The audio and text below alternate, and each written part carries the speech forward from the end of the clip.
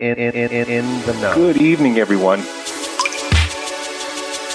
the know. Tony Reeves, fire.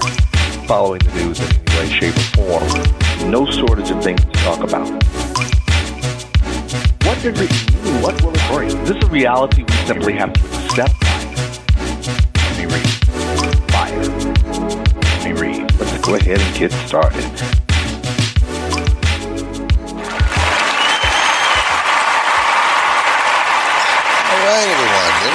Everyone, as always, welcome everyone.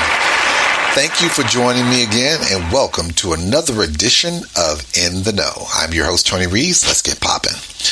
So today I want to talk to you about another story about living with Jim Crow. I've kind of talked about this before. I've got a series that I've called Living with Jim Crow and Life After Jim Crow. This is kind of a hodgepodge of both. And the reason why is that I want to talk to you about my Aunt Berneice. She passed away. She's my grandmother's sister. Passed away several years ago. But it's interesting because I watched a few different documentaries that talked about the one aspect of the fall of segregation and the Civil Rights Act, Voting Rights Act, Fair Housing Rights Act, Brown v. Board. One of the consequences that we don't talk about is the impact on individuals who were a part of that process of integrating our society. And one aspect we don't know, and I've been hearing more and more of these stories about what it meant to integrate the education system, which brings me to my Aunt Berneice.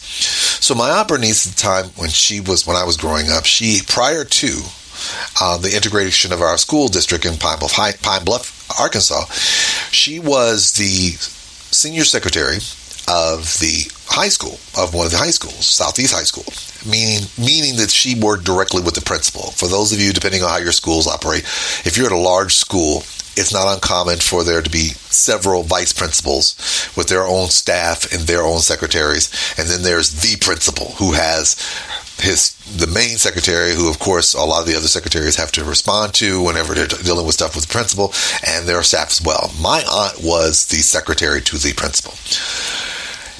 Unfortunately, when integration occurred, they closed Southeast and converted it to a junior high school. And what they did is they took a lot of the black teachers and they interspersed them in various schools throughout Pine Bluff. And so my aunt found herself going to Pine Bluff High School. She was actually sent there to work in the administration as well.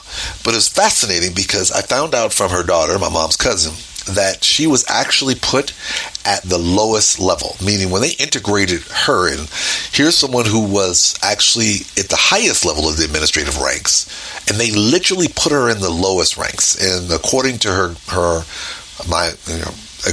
daughter, the sad part was, in so many instances, she was more qualified and had greater experience than almost all of her white peers, which was sad, but it was wild at the same time. And so, according to her, the way it was communicated to me was that during that time period, they gave her my Aunt Berneice, all of the crappy details. What do I mean by crappy details? Meaning all the work they didn't want to do, they dumped on her. So, when they didn't want to do certain things, they gave it to her. So she did a lot of busy work and unnecessary stuff from the very, very bottom of the rung while she was basically working her way back up the ranks. But the fascinating part when I share this story is because you got to stop and think about it. I think the school systems in my hometown didn't get fully integrated till around 71, 72, something like that. So here's a situation where you've got someone who comes from a specific background where she literally is probably more qualified than her peers.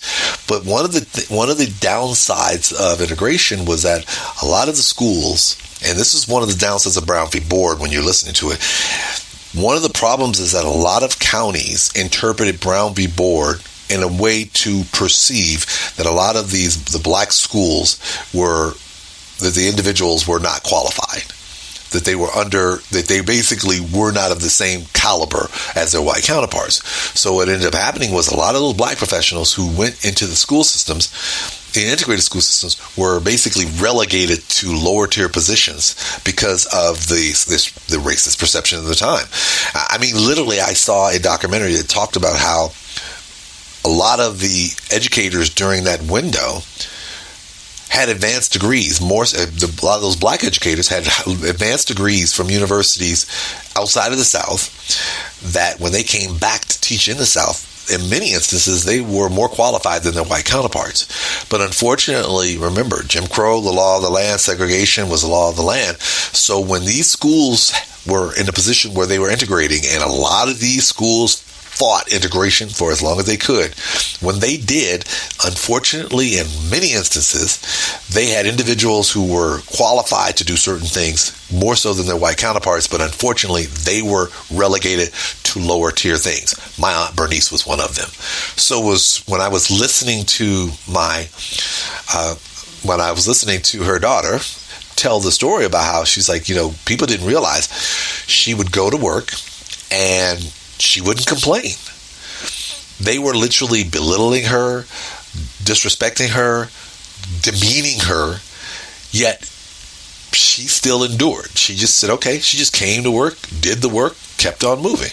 But the thing that always resonates with me is that when I got there, because I got to high school in 1984, and my aunt was there, she had literally, by the time I got there, been elevated back to the same position that she had when she was with the all-black high school of Southeast. She was now the principal's secretary, which means she was the head secretary. And so, as her daughter once told me, she basically outlasted all of them. So all of those people who were nasty to her, disrespectful to her, demeaned her, she, at the end, put in the time, put in the work, and basically through her expertise and her abilities, because in all these tasks that they gave her to do, she was knocking them out the box. Why? Because she'd done them before. Because they thought that they were giving her busy work. Well, she had performed at the highest level, so none of this stuff was stuff that she didn't know how to do. But by the time I got to high school, she was the principal secretary again.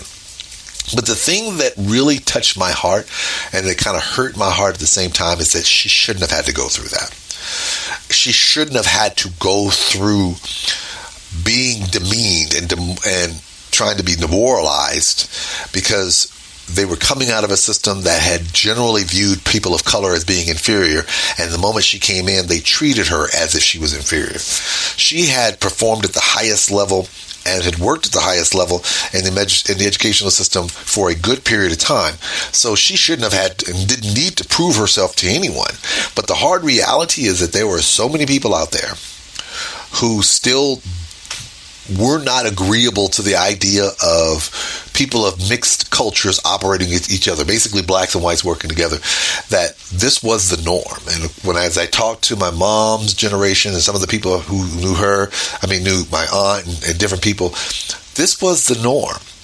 And so it's important for us to recognize that when we start looking at the legacies of this country and the legacies of what we've gone through, there are a wealth of people here who had to go through unspeakable things to create a normalized society.